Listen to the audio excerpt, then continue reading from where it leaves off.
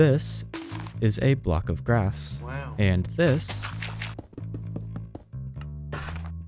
is a mini block of grass. Wow. And this is me wearing that mini block of. Similar to the time I collected every single mob head, I'm using a data pack called mini blocks to add hundreds of collectible mini blocks to the game. To get them, you take a full-sized block, throw it in the stone cutter, and chop it up into pieces. But before I can start collecting them all, I'm going to need somewhere to store them.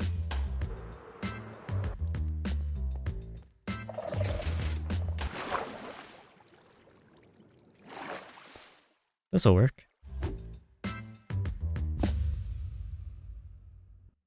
Where did it go? So instead of going crazy and collecting everything I can see, I think it'll be better if I break the mini blocks up into different categories.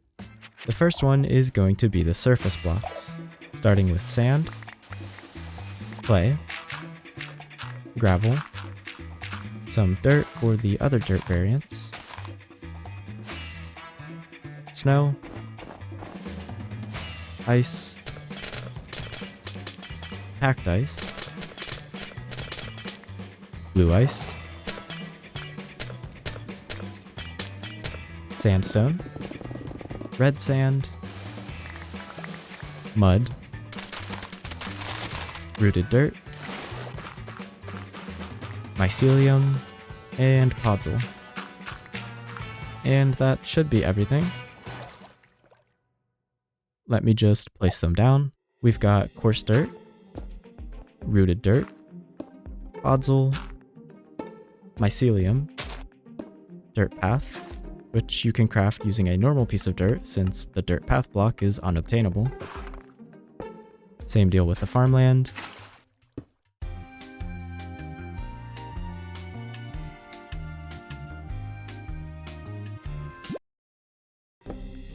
Then gravel.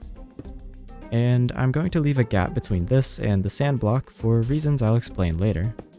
We've got sandstone and all of its variants. And I forgot I also need a gap after the sand. That's better. Red sand, and all of the red sandstones. Snow, and all of the ice.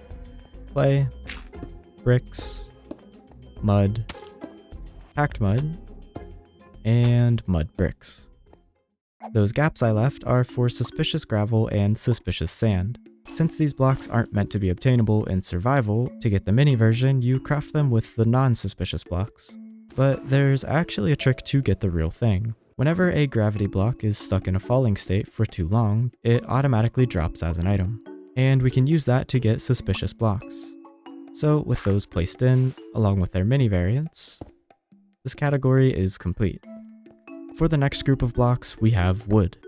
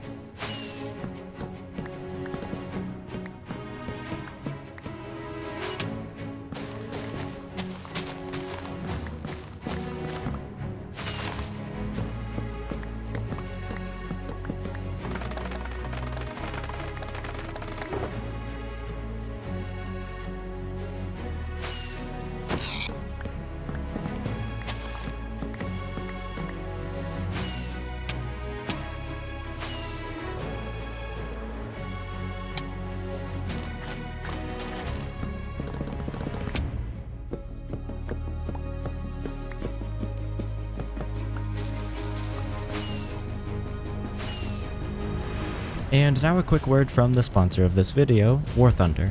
War Thunder is an action-packed military game full of large-scale battles. Whether you're fighting it out in the air, on land, or sea, War Thunder has something for everyone, and it's available for free on PC, Xbox, PlayStation, and mobile devices. There's over 2,000 different vehicles to play with. From iconic 1900s vehicles to present-day prototypes, every machine has its own characteristics, model, upgrades, and feel on the battlefield, not to mention the endless options for customization. With War Thunder's unique damage system, there's no need for health bars. A well-placed hit to the right component can immobilize, ignite, or even one-shot your opponents. The recent Firebirds update took the game's graphics to the next level, adding support for ray tracing and numerous other graphical improvements, making the battlefield even more immersive. With it came the brand new F-117, the first ever stealth aircraft from the Cold War. I personally first started playing War Thunder in 2020, and the air battles are still my favorite. If you're a new player, or a player who's been inactive for 6 months or longer, you can use the link at the top of the description to get the Eagle of Valor decoration, 100,000 silver lions, and a few more gifts shown below. Give War Thunder a try for free on your favorite console or PC, and take the battle anywhere you go with War Thunder Mobile, available on both iOS and Android devices. Thank you to War Thunder for sponsoring this video.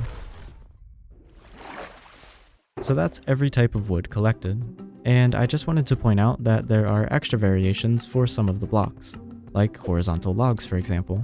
But I've decided that I'm only going to be doing one of them because there's already 456 mini blocks to collect, and they're really just the same block anyways. So here's all of the oak blocks, birch blocks, spruce, jungle, dark oak, acacia, mangrove, cherry, and the bamboo. And for those of you wondering where the nether wood's going to go, I'm saving it for the nether category. So that's the wood section complete. We've got 85 of the blocks collected so far, only 371 to go. Next up, I'm going to do all of the cave blocks.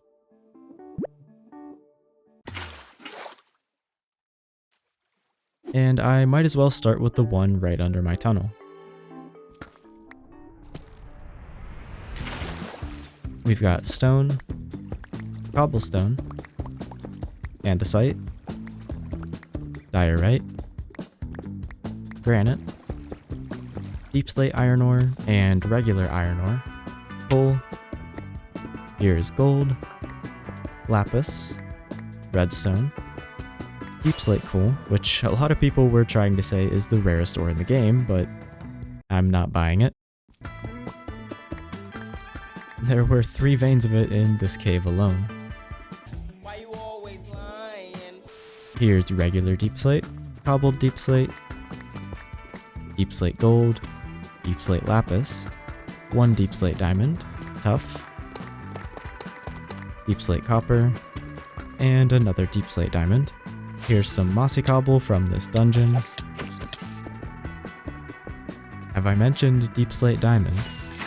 I am under the water. The geode blocks,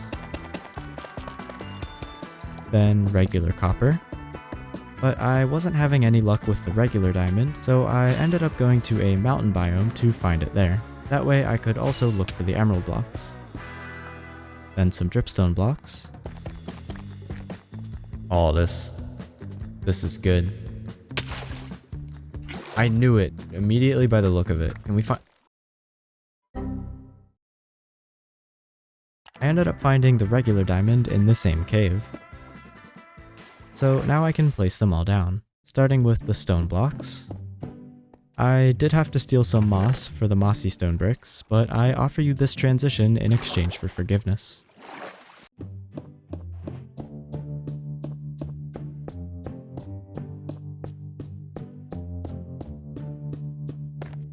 Here's calcite. And for the amethyst block, there's actually a mini budding amethyst. Since there's no way to obtain or move the real thing in survival, I stuck an amethyst bud on the side because that's the best I could do. Next is the tough blocks, deep slate blocks,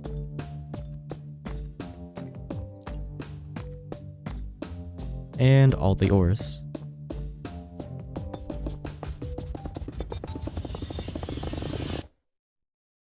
Now, the reason I put the copper ores at the end is because the next section is going to be all the copper blocks.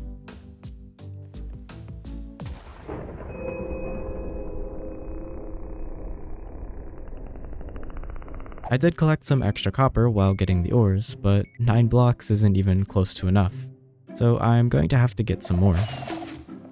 And I'm hoping stealing some of the blocks from the trial chambers will save me some time.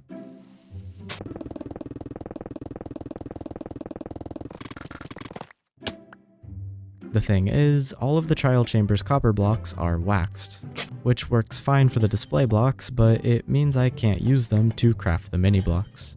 So either way, I'm going to need to spend some time aging copper blocks, just hopefully a little less this way.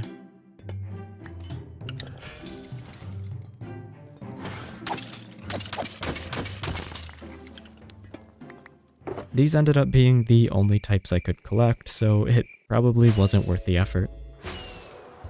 I guess I'm going to need some more copper then.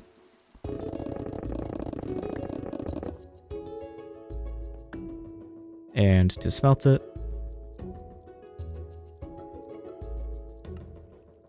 And this is what the copper aging process looked like. Not that I would know.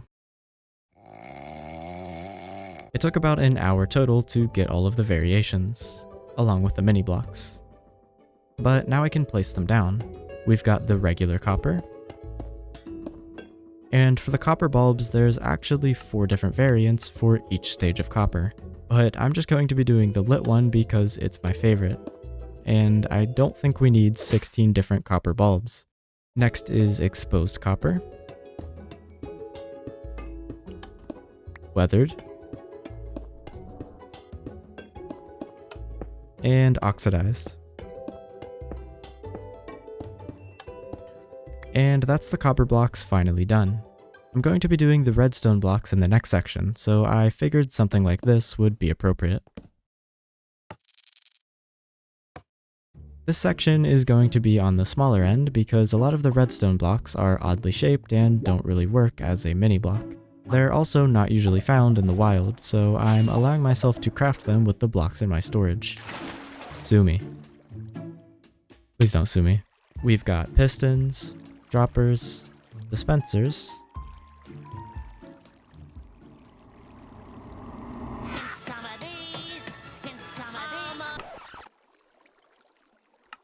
okay, that's embarrassing. Trapped chests, slime blocks, sticky pistons, TNT, redstone lamps, daylight detectors, observers, target blocks, calibrated skulk sensor, and crafters.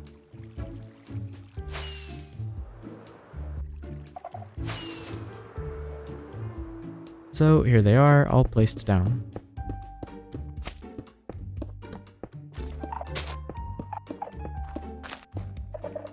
With all of the redstone blocks finished, it's time to move on to the nether section.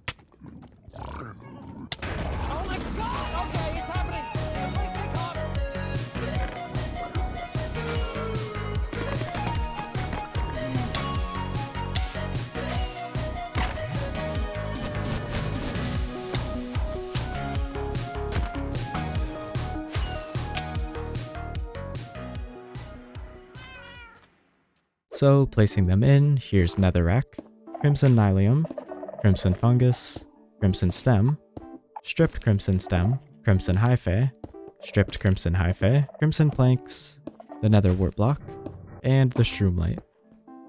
Then the same thing, but warped.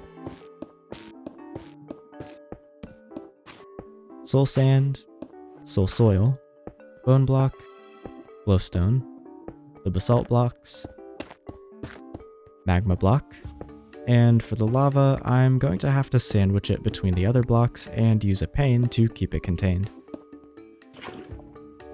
Then the blackstone blocks, nether brick, red nether brick, nether gold, then the quartz blocks. I promise this is almost over. Obsidian and obsidian but sad. Respawn anchor, which I wasn't scared of at all. Lodestone, ancient debris, and netherite block. Just kidding, these signs are just placeholders, but I'm going to save these blocks for the end of the video because I don't feel like mining for 78 ancient debris right now.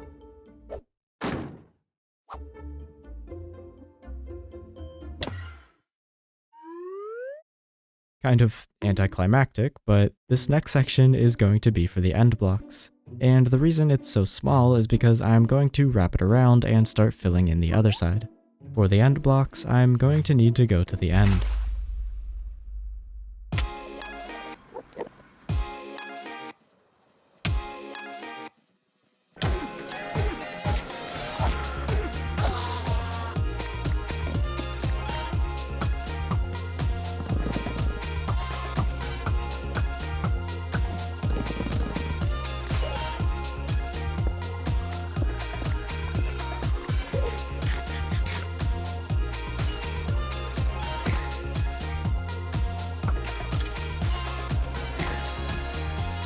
Going down.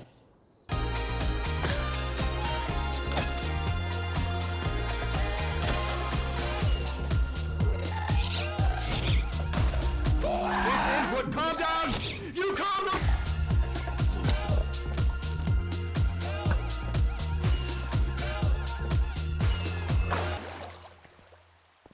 In case you're wondering what the nether was all about, it was so I could craft the end crystals. So we have the endstone bricks, purpur pillar, chorus flower, and the next one is chorus plant, which again you can't obtain as a block, so you craft it with the flower. To get the bottom block, I'm going to need to grow it.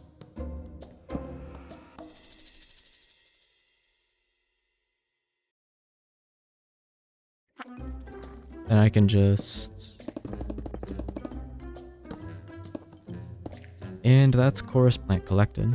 And don't worry, the next one isn't any easier. Even after removing the mini block, it still wouldn't let me place down the end crystal. So I tried breaking even more blocks, and what do you know? Now I have 2 armed explosives, 1 misclick away from ruining my day. So now that we've finished the end of the tunnel with our end blocks, I can start going back the other way. Unfortunately, that means no more mining transitions, but we have RGB waterfall transitions, so who even needs them?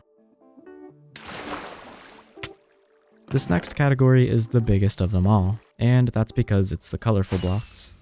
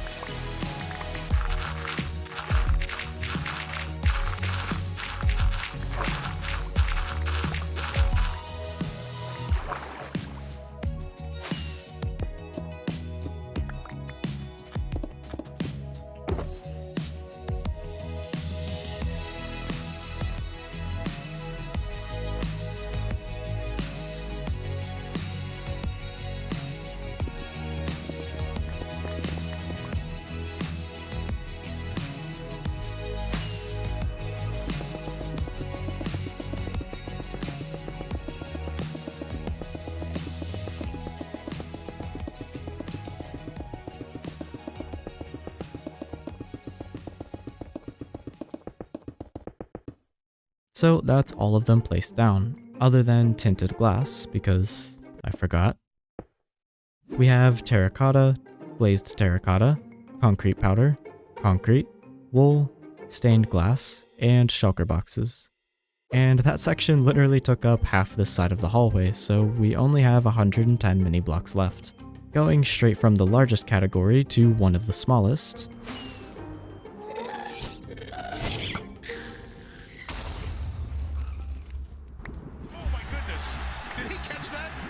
I figured the frog light blocks would look good next to the colorful blocks, and they shouldn't be that complicated since I already have all of the frog types here from my beacon video. If you're wondering why the zombie pigmen are mad at me, this might have had something to do with it. It's kind of his fault if you ask me. Here they are.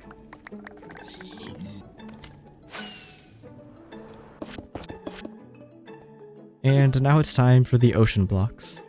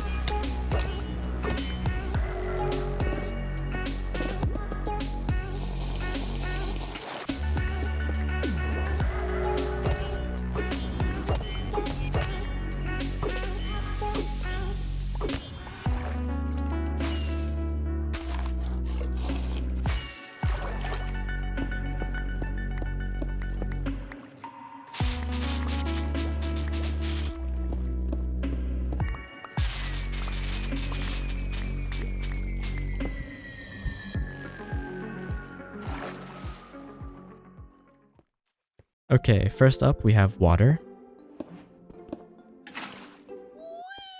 the living coral blocks,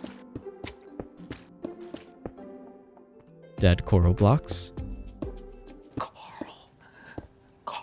prismarine, sea lantern, sponges, and finally dried kelp. And that's it for the ocean section. There's just 6 categories left now. And while to you that might seem like a good thing, it also means I'm running out of time to procrastinate collecting the more painful blocks, like the netherite and every single decorated pot. The next ones are the moss related blocks. So stuff like moss, azaleas, and azalea leaves. The last thing I'm including in this section is the sniffer egg, because it hatches faster on moss, so they must be related in some way. And there's nothing more fun than spending 40 minutes waiting for 4 torchflower seeds to drop. Definitely not a single thing I'd rather be doing right now. Collecting the sniffer egg reminded me that there's one more egg I need to collect. And I figured the turtle egg would be a good transition between the ocean blocks and the sniffer egg. But before I could place anything down, I was rudely interrupted by a skeleton trap. Here comes the Hail Mary.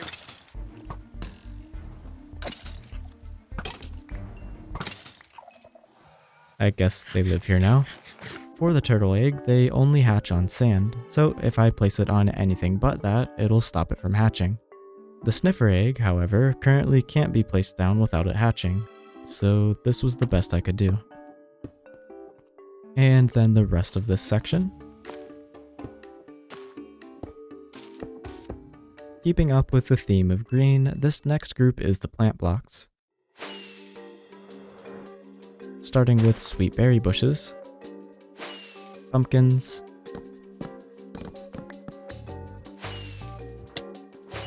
hay,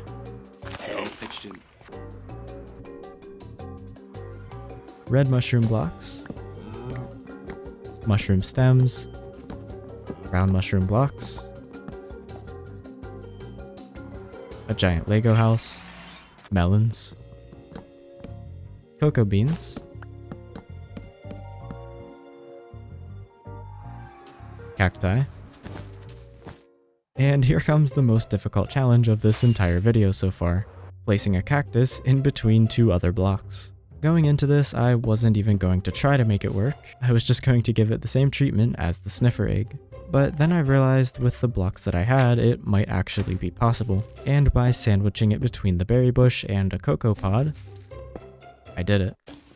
Placing down the melon block, I accidentally got one stuck on my head and had a bit of an identity crisis. How did I get here? Then the 3 pumpkin types, hay, and the mushroom blocks. This last block is special because it technically doesn't exist. Placing blocks around a mushroom block causes nothing because it needs to be mushroom blocks. Causes the sides to get this texture. So here's whatever you want to call this block, and its mini block. And that's it for the plants section. There's obviously more plants in the game than this, but turning a sapling or a flower into the shape of a cube isn't exactly easy. Naturally, after plants, I'm going to be doing the bee blocks, which should be one of the easiest ones so far considering I have infinite of them. And then I'll just harvest this house so I can craft the beehives. You know, it's really amazing that I still haven't learned that I need 2 of every block yet. There we go. And last up is the bee nest. There's one here. Oh!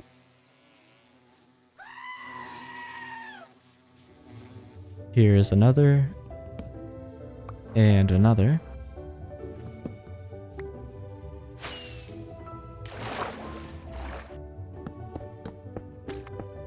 And there we go.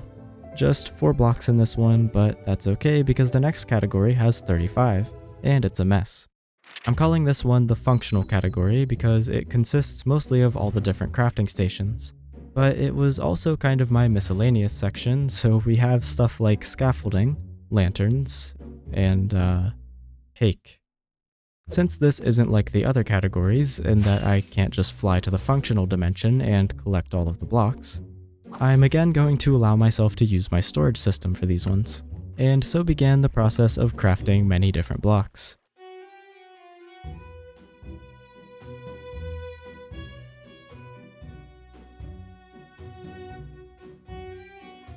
I stole the beacon from my stash, traded for the 2 cakes, and visited my 2 neighboring villages to steal the bells. And I'll go through the placement quickly since there's a lot of them. We have the crafting table, furnace, blast furnace, smoker, anvil, chipped anvil, damaged anvil. Those ones were fun to collect. Grindstone, smithing table, enchanting table, bookshelf, chiseled bookshelf, lectern, cartography table, stone cutter, fletching table, loom, composter, barrel, chest, ender chest, beacon, jukebox, note block, bell, campfire, soul campfire, lantern, I think we may have lost the plot, soul lantern, empty cauldron, water cauldron, lava cauldron, milk cauldron, just kidding, it's powdered sugar, cake, and scaffolding. That is all of the functional blocks collected, and unfortunately I've run out of time to procrastinate. So it's time for the decorated pots. At first I was just going to place down the plain one and call it a day. And that was probably the better choice. but the content. Like I said, there are 23 different pottery sherds in the game. And you find them in 6 different places: desert temples, desert wells, cold ocean ruins, warm ocean ruins, trail ruins, and trial chambers. I'm going to start off with the ocean ruins, and full disclosure, this part took 3.5 hours. So I don't really have a choice but to edit it down a lot.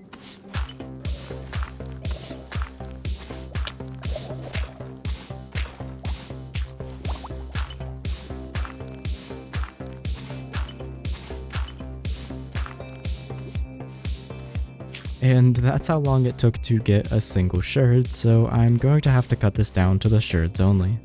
Also, keep in mind that I need 2 of every type. 1 for the display and 1 for the mini block.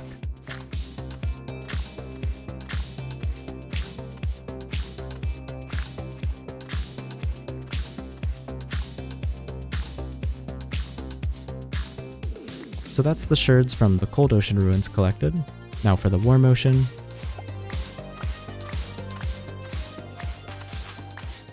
That's it for those ones. Next up we have the desert well and desert temple. I did run into a couple while looking for the warm oceans, so here were those clips.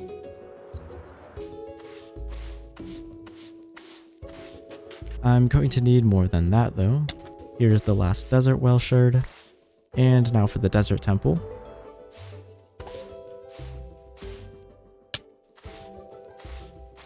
It took a few of course, but I was eventually able to get them. So that's 13 of the 23 sherds collected. The next 7 are all found in the trail ruins. It took 12 minutes of flying to find one, but at least they have a lot more suspicious gravel than the rest of the structures. And archaeology is no easy job. It takes a lot of patience and precision. Otherwise, you could end up causing irreversible damage to the site. I'm speaking from experience.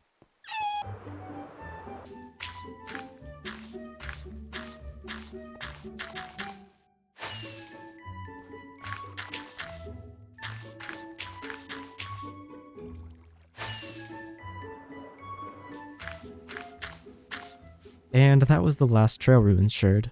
The final 3 are a bit unique. They're found in the trial chambers, and unlike the rest of them, you get these ones from breaking the existing decorated pots.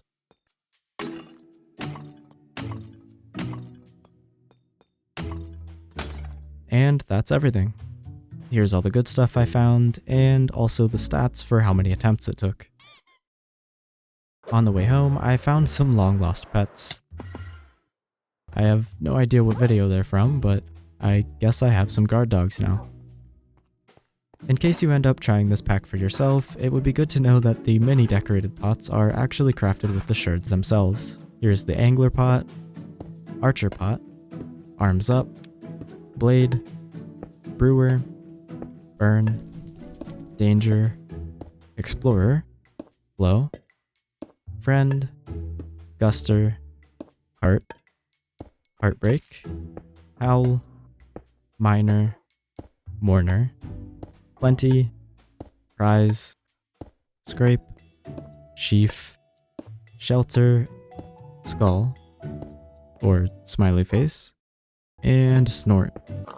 And that's the decorated pots done. We've got just one category left now, and then the netherite blocks.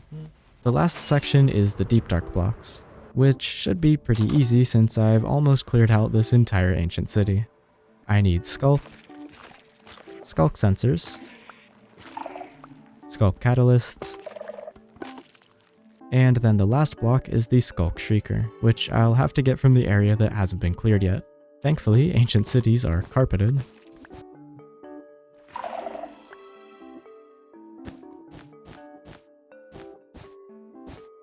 Not that the wool really did anything anyways.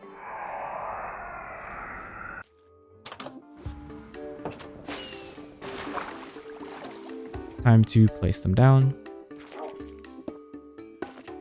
I decided to include both variants of the sculk sensor since it was the only way the 2 sides of the tunnel would be even. And the sculk shrieker, of course, to wrap it up. Such a lovely sound. And now it's time to finally fill in these gaps. After doing the math, I'm going to need 78 ancient debris total. I have no idea how long that'll take, but I've got a lot of gunpowder left over from my raid farm, as well as some sand from the last video. So the TNT is basically free.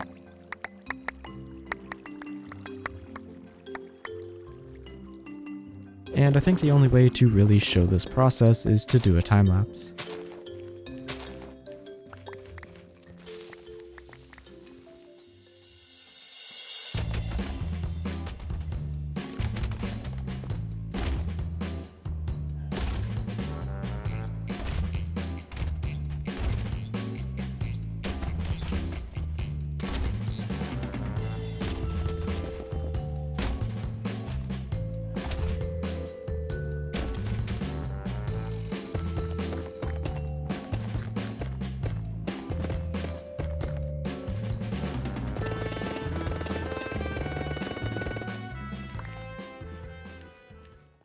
So that actually didn't take nearly as long as I expected, just an hour and a half.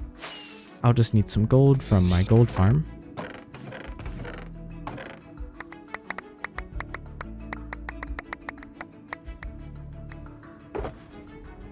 And we'll start things off with the lodestone I stole from the bastion earlier. And then once the ancient debris is smelted, I can place down the mini lodestone, ancient debris, and finally the netherite block. Which kind of hurt a little, but that's every mini block collected. And I obviously can't leave this place looking all plain and gray. I think it would look much better if it were plain and dark gray. And now for my favorite part, the infinite loop tour.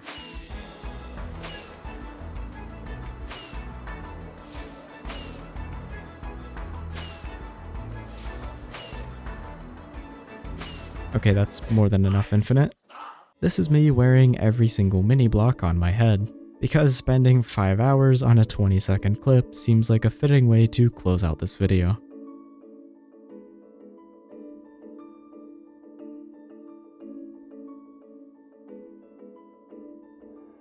And I probably had some of my best bloopers in this one, so enjoy. And now if I place it on this, I think we all know what's going to happen. It's going... I was thinking I was gonna have to move all of these up to the wall, but that's perfect. Mini suspicious sand and mini suspicious sand. Grout. I don't want to fly first faced. Muddy mangrove root. Muddy mini muddy mini muddy mangrove roots. I want to go through all these blocks and I'm going to land their water bucket clutch. Just keep swimming, keep slate iron ore and... Go away, I'm recording. Oh, that was almost... Oh, I'm just gonna head through a random one here.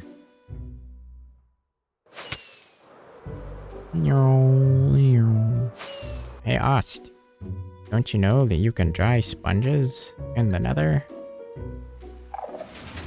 Oh, we're good. Oh my god! Okay, it's happening! Everybody stay calm!